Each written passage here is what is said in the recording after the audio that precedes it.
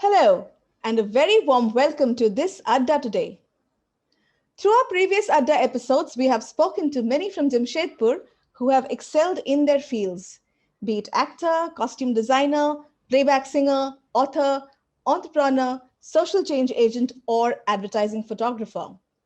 Today, we have someone from the corporate world, Avijit Bhattacharya, a quintessential Jamshedpur boy, born and brought up in Telco colony. He schooled at Little Flower School and then went on to complete BTech in Electrical Engineering from IIT Kanpur, followed by an MBA from IIM Bangalore. Post MBA, he joined the Tata Group as a TAS officer, the much coveted central management cadre of the group. Over the last 25 years, Avijit has worked on various assignments in automotive and financial services sectors. Avijit currently is the President, Chief Human Resources Officer at Tata Capital Limited. Prior to his role, Avijit was the founding CEO of Tata Cleantech Capital Limited, a joint venture between Tata Capital and the International Finance Corporation Washington. He was also the CEO of Tata Securities Limited and continues to be a director on the board of the same. In the early part of his career, Avijit held key positions in Tata Motors in strategy and corporate finance and was a member of the core team involved in the launch of the Tata Indica. He is also a Fulbright Scholar, having undergone the Fulbright program at Carnegie Mellon University, USA in 2006, and was recognized as a young leader by the British High Commission in 2013. In our Adda today, Avijit will share snippets from his career journey, his connection with Jamshedpur, and some interesting anecdotes and learnings from his life. Welcome to our Adda, Avijit Da. Today, we are pleased to do some gupshup with a corporate leader like yourself. Well, we'll keep it lighthearted, no business talk, serious topics. So we'll make a very lighthearted conversation about your career journey, about your growing up years in Jamshedpur, your schooling, a little bit about your hobbies, interests, and as always, your mantra for the youngsters today. So thank you, Sukanya. Thank you so much for having me on Jampot Adda. In fact, before we start, I must congratulate the entire team from Jampot Adda for putting this property together. It's connected so many of us from Jamshedpur. Took us back 35 years ago, the time we spent in Jamshedpur, Telco colony specifically for me. And I also got to know that some people who are, big names in Bollywood, big names in, different other fields actually belong to Jamshedpur. I didn't know that. For example, Neeraj Kabi, for example, I did not know. I followed his, his recent OTT Patal Lok and all, but did not know that he was from Jamshedpur. And you brought in the likes of Bachendri Pal, Ronnie. So I think that's a great platform for us to just be on and interact. And I feel privileged actually to be on that. So thank you, Sukanya, and the rest of the Jampot team for having me here. That's good encouragement for us to keep the initiative on. Coming to the questions for you, the Adda and the conversation, you've got a very clean academic record all throughout. How did you manage to stay a topper always? Thank you for that compliment, Sukanya. It's good to be called a topper after 35 years. So let me first set some of the record right. I was not a topper always. So my initial junior years from KG to standard 3, I was a fairly happy-go-lucky guy. Playing was more important, and given the environment in Jamshedpur, one had ample scope to indulge in the same. Now, and in fact, in one of the episodes, I heard Rishi mentioning some of the exotic games of Jamantis and Atti Patti and all, and those are the games that kept us busy. And that's how life was. In fact, I did understand that being a topper was important, or at least advantageous. The teachers liked the toppers. They at least scolded them lesser. And they usually got the better roles in the annual concert. But the effort to be one was out of my comfort level. So therefore, I was quite happy not being one, at least in the initial days. Then when I went to standard 4, my little brother came to that crucial age of 4, at which time he was preparing to move over from Mrs. Pereira's school to Little Flower School. And that was nothing short of a JE in those days. And it was important that he studied. And as all little brothers are, he refused to study if I was playing. So, so given the gravity of the situation and the threats from my mom, in fact, you can see one of my ears is a little larger than the others, and you can figure out, you can easily connect the dots. So I had no choice but to really sit down and study. And as I did that, well, to my pleasant surprise, I came second that year in class. And that was the first time I actually, I would say, was a topper. Suddenly the world changed. People started looking at me a little differently. And I could see, at least my parents being a little more prouder of me than they were before. So this whole, so this becoming, being a topper, there was some kind of a, what I would say, glory around it, which was addictive. And that kept one going. So the next year, one tried, did better, tried, did better. And thankfully, that continued till standard 12. I must also say that I owe it to the teachers in LFS. They were all very encouraging, challenging, even supporting. And then they took me through that whole journey and helped me keep the tempo going. In standard 9 and 10, Sister Helena opted to take our English classes. I would say that we were all fairly scared that why, but it turned out to be the biggest blessing. And she was a force unto herself, and her expectations of me just kept me going and make me work harder. So in total, it's the teachers, Sister Helena, the general perception of toppers basically kept the energy up and made me work harder and made me the topper that I was from standard 4 till standard 12. But I must add one thing is that, in fact, the icing on the cake on this journey was that when I ranked All India 11th in the ISC board examination, it was the first time for LFS school. And it was like like more than one could have bargained for. But there is one very peculiar, peculiar, what I would say, context to my being a topper. I never came first. I was always perennially a second. And that's thanks to a close friend of mine, Kamini Dunn, a very formidable competitor. And she kept on kind of setting the bar higher every year. She used to come first. And it's almost impossible. And even till the end, it remained that same way. When we ranked on the board, she also had a rank on the board which was ahead of us. So even with that, I still continued to be second. And I somewhere feel that duel helped me also build my academic prowess. So all in all, the school, the general environment, that kept me as a topper for the years that I was there in LFS. At IIT, I would not say I was a topper. I was a good student. And in IIM, I was a very good student. And I think that with that, I kind of ended my education. Right. You mentioned about English and Sister Helena taking your English class. Of course, that would have been pretty tough, I would sense, because knowing all of us who've studied in Little Flower and Sister Helena. And on the other hand, I heard that you're a big fan of comic books. So you had English, which was taught by Sister Helena. You had English coming from the comic books. How did you manage that? And within comic books, which is your favorite character and why? In fact, you've kind of touched on a very raw nerve, because we were expected to read novels, good English books, and really spruce up our English. But I never could get the patience to read through, something like 150, 200 pages of a book. I find comic books extremely convenient. One, they were visual. They had good illustrations. The story would be over in 30 pages, which would be probably a few minutes of read. And so Amar Chitra Kathas, the Tinkles, the Phantom comics, the Indrajal, Mandrake comics. So and later Asterix, Tintin. uh, much later the Archies.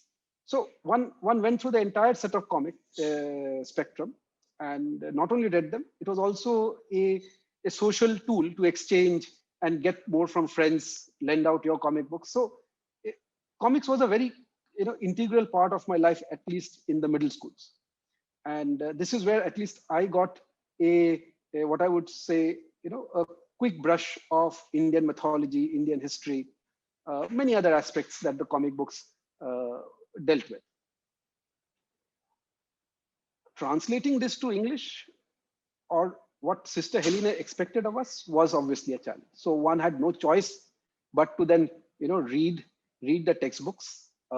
We had Merchant of Venice as our Shakespeare, the the book from Shakespeare, and and well, you did pick up a book or two or novels here and there to figure out that you need to know what is good English. And thankfully, one developed good English and one did well. And I think life goes on. So the comics really didn't hurt that much. In fact, till today, I read Tintin and Asterix. And from the comic books, I think Asterix is one of my favorites. And the character that really endears is Obelix.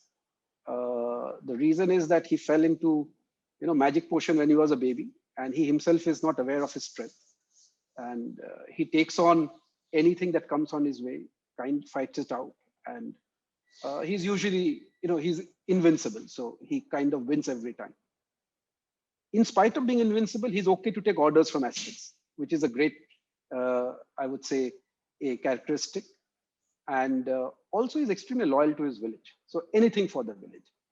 So these are things which I like about Obelix. And I think they somewhere play a part in the way I also, look at my life, my career, as it has been over the last 45 years. Today, when you are in the corporate environment, corporate life, and navigating through the corporate dynamics, are there anything that you would associate with the character you really liked?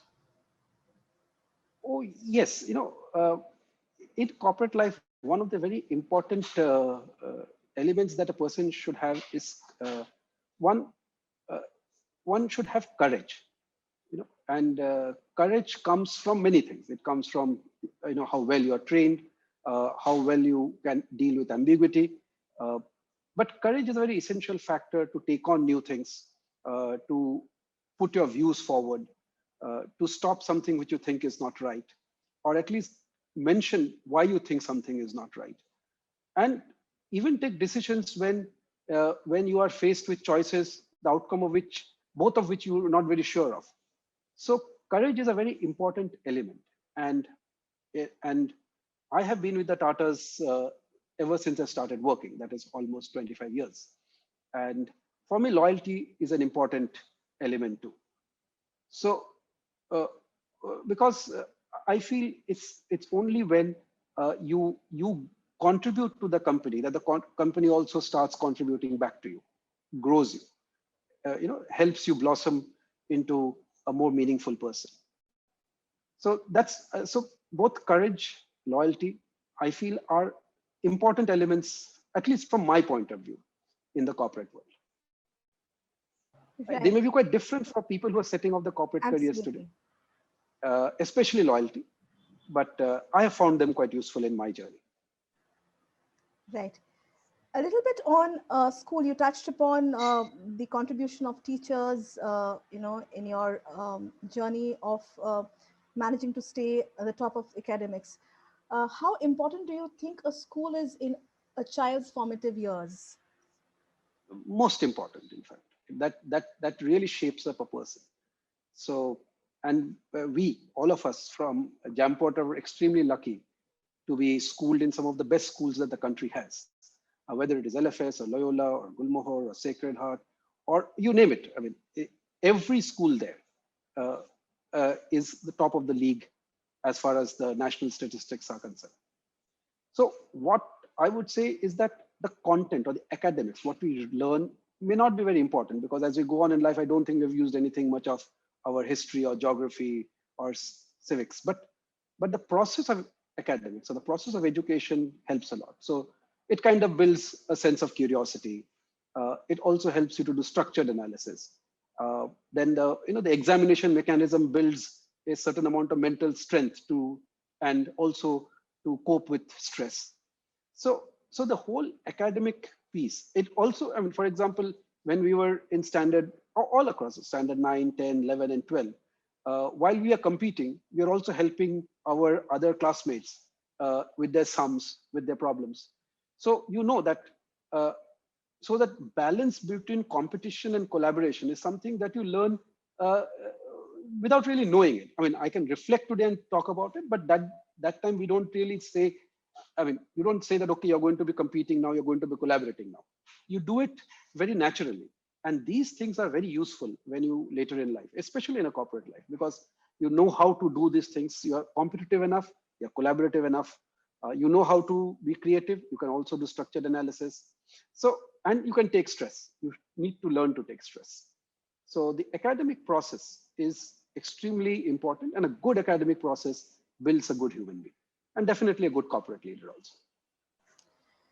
That's in fact a very valuable point that you've touched upon, the bit on collaboration and competition. Little Flower, IIT Kanpur, IIM Bangalore, Tata Administrative Services, and then what happened? How did you? What about a career journey? Well,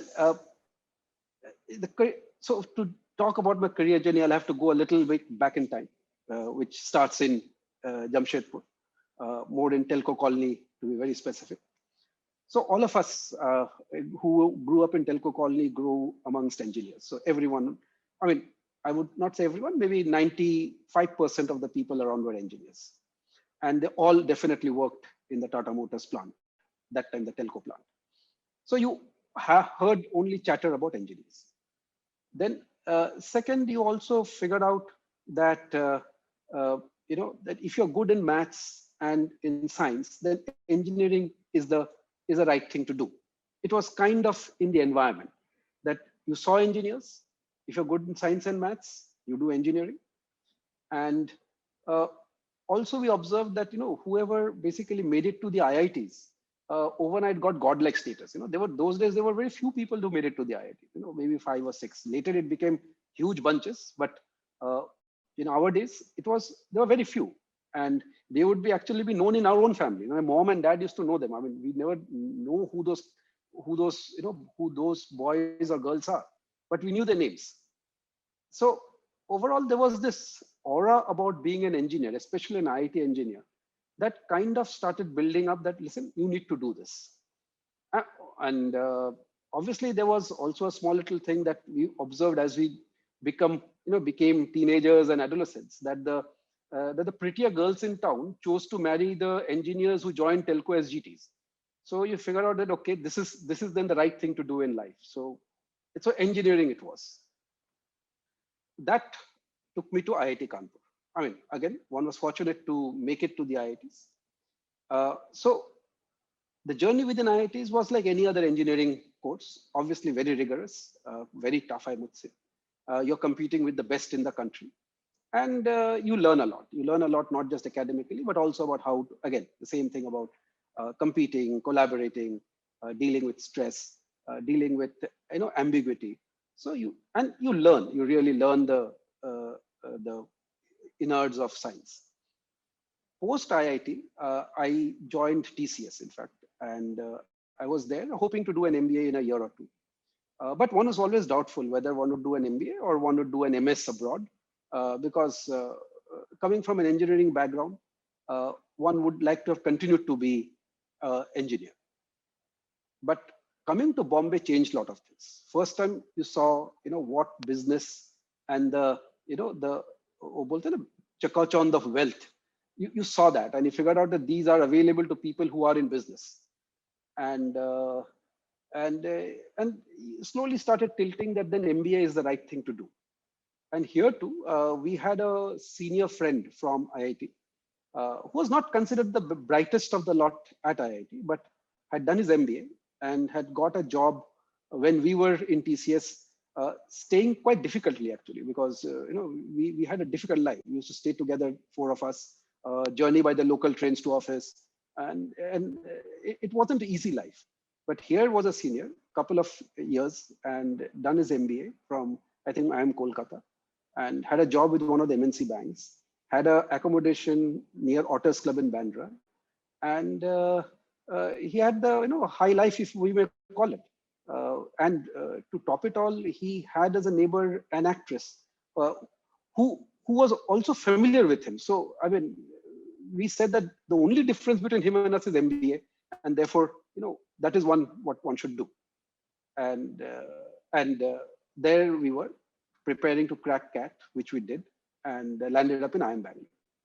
Post IIM Bangalore, I joined the TAS, and I joined the TAS because I did have a leaning towards the Tatas, having grown up in the Tata system, and the TAS as a leadership program or as a management cadre uh, provided a very large avenue for a a person to explore, and you worked with leaders right from the onset, so you could get, and your decisions also mattered. So as a youngster, that's a big high where where you're actually in the thick of things, and you're working with people who are doyens of industry. So therefore, TAS was a very attractive option, and that's where I landed up. And within the Tata, and that's where I've been. I'm still there. I'm with the Tata. So my initial projects were setting up a dealership chain for Tata Indica. Then I was involved with the launch of the Tata Indica. Then I worked with Tata Motors in corporate finance. I used to look after mergers and acquisitions. I also worked with the research center in Pune, handling some of the re-engineering projects there. And later, around 2007, I moved to set up Tata Capital. I then moved as the CEO of Tata Securities, which is the investment banking and broking arm. In 2012, I set up again Tata Cleantech Capital, which is the joint venture with IFC Washington. And I was the founding CEO of that till 2016. And thereafter, I moved into the HR role as the head of the HR of Tata Capital and its group of companies. And that's where I am at the moment. Right. So you mentioned about, being also part of Tata Motors when you started your career and after TAS, it led you to Tata Motors. So, and you grew up also in a setup where your dad was in Tata Motors. Well, let me just relate. In fact, a very interesting point you mentioned, Sukanya, is that in Tata Motors, one of the days that we look forward to was this Vishwakarma Puja Day, where we were allowed to go accompany our parents or dad to office, see the machines, some of them working, and one was fascinated by the sheer size and the complexity that was there. And in fact, that also kind of generated that interest in engineering that I was talking about. And one started to kind of revere what Telco was in those days and how it ran and how it produced trucks. It may have been at the back, maybe in the at the back of the mind always. So when I went back to Tata Motors at the Engineering Research Center in Pune, that is where the design vehicles, and it's a fascinating place because one sees how from an idea, first how the idea is given a shape, from that idea how a engineering product consists of more than 5,000 parts is created, is really an engineering. One has to see it and feel it, that this is not a mere the complexity itself is quite overwhelming. And one does connect back that, oh yes, these are the machines that I've seen. And well, not so much in the research center, but in the plant, for example, where the car plant was, one again saw the similar machines and felt good that, oh, this is what I'd seen when I was a kid. And now here I am, in a way, building the plants with those machines. So it gives a sense of achievement, a sense of high, that one could do something which one was fascinated about in childhood. Right. What is the best thing about Jamshedpur that has stayed on with you even today? I don't think I'm anyway, everything about Jamshedpur has stayed on, and I'm still connected back to Jamshedpur because my parents continue to stay there. and they feel that that is the place where I mean, they're so attached that they may come to my place in Mumbai or my brother's place in LA for a few months, but they are always on the lookout to go back to Jamshedpur because that's where their social life is and that's where they feel the most comfortable. So Jamshedpur has this innate quality of getting under your skin, and it stays there. It doesn't get out. I'm sure all of us on Jampot Adda definitely will, agree with that.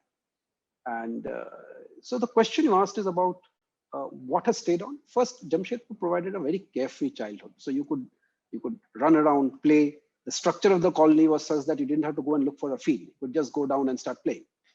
And it's a safe place. You both in terms of any harm coming your way or you running into any harm, both ways. And very inclusive kind of a colony. So you really didn't matter who is what. You all played together. You all worked together. You went to school together. So there's safety, there's inclusivity. You made good friends, and the schools are great. So the schools embedded in you a lot of good stuff, especially about striving to do well, working hard, being honest, and being in a Tata colony surrounded by Tata people. The inherent values of the Tata Group also got imbibed in you. There was, everybody there in some way or the other displayed those Tata values. And as children, we just picked them up.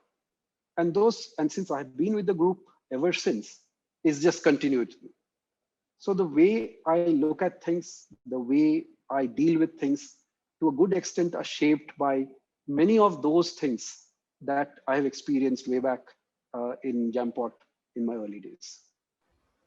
In fact, you brought out a very interesting aspect of Jamshedpur about inclusivity. As you rightly said, a lot of the other guests who came in the Adda also had similar sentiments about Jamshedpur.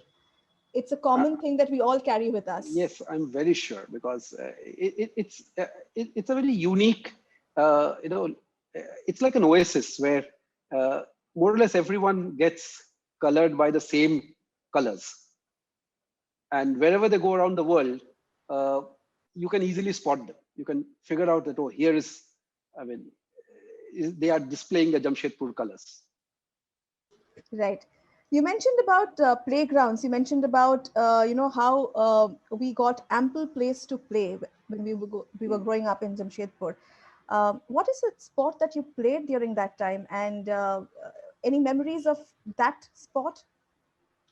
Oh, of course. In fact, I am a Bengali, and obviously, and good Bengali children are supposed to learn some song or some musical instrument. But unfortunately, I was not one who could do that or who did that, because I loved playing football, and that was something that I picked up fairly early in the day. In fact, at one point in time, my ambition was to be selected in the local team to play at the Plaza Market ground. That was like a high point to target. But nonetheless, I played for the school, and we always had these. Being in the school team, playing those matches, inter-school matches, were the high point of the entire football season. And the most awaited match was the one with Loyola, because sentiments running fairly high on those match days. But at the end of the day, we all figured out that it's a game, and we are all friends, and we need to have a fair match. So eventually, we all became a large team of players who looked each other, who kind of kept each other's back.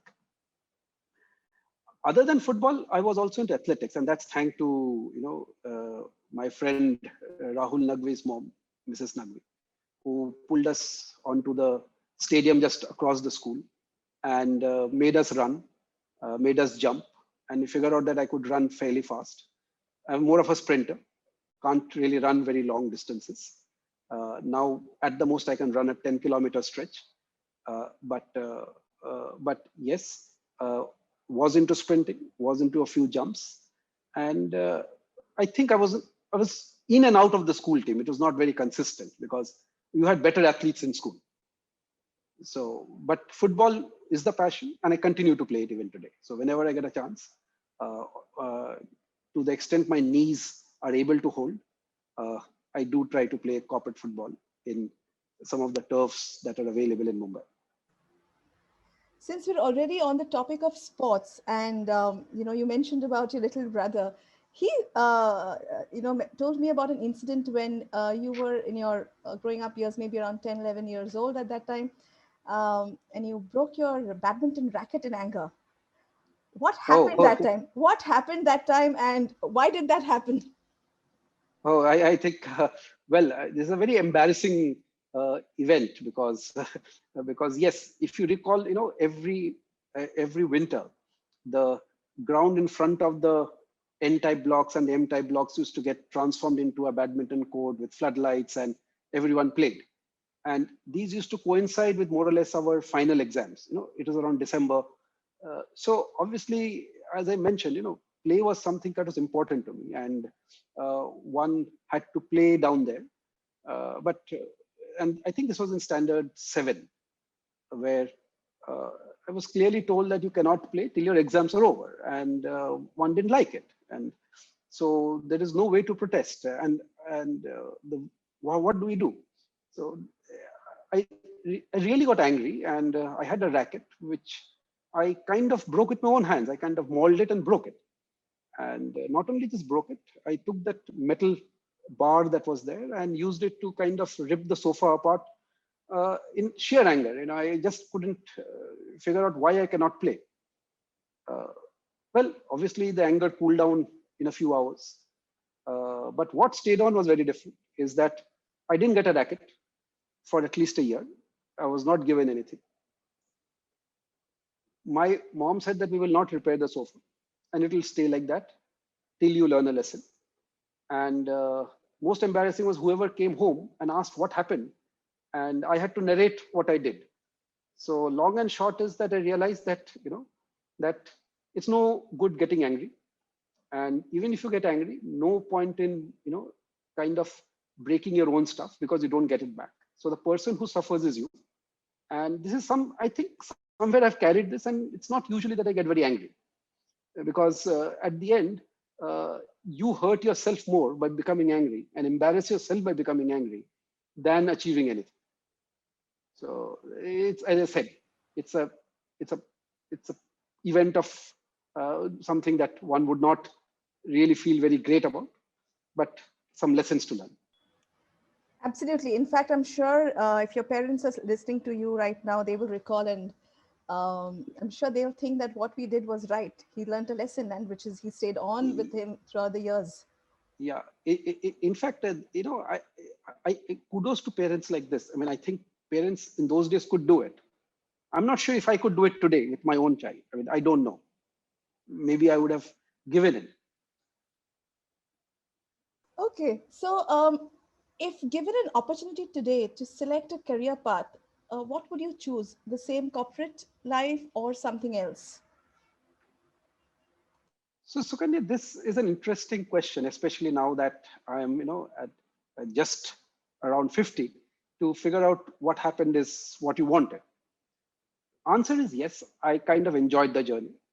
It was a journey where which kind of took me from, I mean, basically built on my strengths, helped me do something, create something. I've been more of an entrepreneur in the Tata Group. I've set up companies, run them for some time, then moved on to set up another one. So one was always kind of challenged to set up something new. And this has been a great experience. So if I were to uh, sort of redraw my career path, I would probably do the same. But given the current environment for startups and the new tech that is coming around, and the ability to change the world with new technology, one may not have been in the corporate life for so long. May would have called it a day, maybe a decade or so earlier, and moved into setting up something on one's own, and tried that hand at doing what is not an entrepreneurship, but an entrepreneurship altogether. Because the high of an entrepreneur is, it cannot be matched by being an entrepreneur. They're very different. And that's probably the only change probably I would make, given the current developments, the current way the world has evolved, and the current way technology has come to play such a core role in our lives. Another interesting aspect that we've got to know that you're also a Fulbright Scholar. Why did you do that program? What made you do that? And that took, I would say around what, you were already mid-careers, into your mid-career at that point in time? That's right, Sukanya. In fact, Fulbright actually is more of a, it's more an honorific sort of a program, because you have to get selected for it. And it was an honor for me to be selected for it. And it's a program that is sponsored by the government of US, where you go into one of the universities and first do some classroom programs and then get out onto the field to do some community program. And I was looking more at urban microfinance those days, along with the Carnegie Mellon stint. So it was obviously a way to, the basic ethos of the program is to create cross-cultural understanding. So how do we appreciate, for example, here, American society? And it's a great program that way. So you get into, what looks very glitzy and glamorous may not be that. There are issues in every society, and one gets to understand what they are, how they can be resolved, and if possible, apply them back into your own country. So therefore, this Fulbright program was more a program to connect, understand, bring back some learnings, and use them in this country. And here, I would not say that I've been able to use everything, but yes, there are some social programs that I do get involved into. And one starts looking at society a little differently, and also from a way of giving back for all that we have got from society, from the government, from the country. Right, absolutely right. What are the three values that you would, talk about if any youngster would come to you for an advice? My advice to a youngster would fall under three categories. So first would be about trying to figure out what one is good at and what one likes doing. Actually, through school, through our college days, even our early work, most of us figure out what we are good at. So we may be good at, say, doing numbers. We may be good at executing something. We may be good at, say, selling. One may be good at, doing something in engineering or something to do with creation. So getting to that is important. Our challenge is that many a times we may be good at something, but we choose to do something else because society holds that valuable. So our choices to some extent are tempered by what the society thinks. And that's an error, because at the end, I can only do well in something that I have an inherent strength. It is difficult to do something, do well in something which is not my forte. So the first thing is about figuring out what I do well. And if one loves doing it also. So many a times we can do many things well, but we don't like doing all of it. So the question is that, how do I intersect these two? So if I can get the intersection of what I do well and what I love doing, then I'm extremely fortunate. And our ability to spot that is important. It's basically spotting the passion. So once I spot my passion, then the rest of the journey is a very, very joyous journey. It's less friction. And this can be discovered at any point in the career. So one should be, ready to pivot at any point in time. So if I figure out, say, at the age of 30, that I like to, sort of act, then so be it. And I'm good at it. So be it. Let me get into it. Let me try my hand at it. Because maybe, who knows, you might actually be one of the best in that. So finding the passion and pivoting whenever you find it is important. Second is not to be in a hurry. Life is long. It's not a sprint. And coming back to the athletic days, it's more of and it's cliched now, it's called a marathon. So you keep on running and but that is true. So one need not be in a hurry, because anyone who is in a hurry will finish early. And once you finish, you have nothing to do but to sit in the sidelines. So you might as well be in the race as long as you can. And as you run this race, you need to balance many other things, like picking up the right partner for life, uh, uh, making good friends, doing something which is not in part of work but you're passionate about, doing something for society, uh, traveling, seeing the world, taking care of people who need your help, or just whom you can help, and make it a much richer journey than just a linear, single-minded focus dash to get to the top of a particular organization. Because later or not, one will figure out that, that once you reach the top, is that, oh, this isn't as meaningful as it was at once kind of appeared to be. And lastly, manager or a leader, one can become only when the manager lead people. And to work with people, one has to build trust. And building trust comes only when you have two components. One is competence. That means you know what to do, how to do it. Only then people will start trusting you. It's like going to a doctor. Like I will go to a doctor only I'm sure that a doctor knows his or her art well. And second is character. Character is essentially about why you're doing something. What is the intent behind doing something? And people figure out when the intent is for their good, so or for the larger good of society.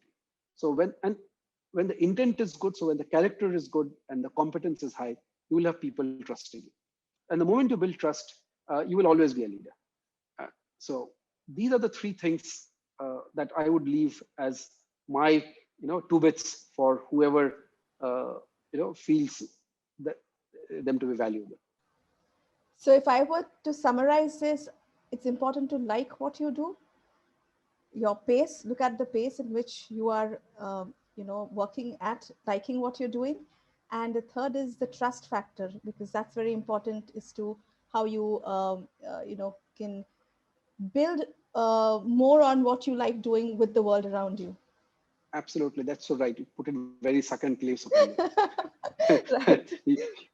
That's about it from you today, Avijit. Thank you so much for coming to our Adda. I'm sure there are many takeaways for all of us from this gupshup, and more power to you and our best wishes always. Thank you, Sukanya, and reciprocate. More power to the Jampot Adda team. Great going, keep it going, and I'm sure you'll find many people from Jampot who would like to come and share their stories. So thank you and wish all the best. Thank you once again. That was Avijit Bhattacharya for you, one of the most promising corporate leaders today. So humble and so candid. We will be back soon with another episode of the Jampot Adda with some interesting personalities. Stay safe, stay well, and see you soon. Bye-bye.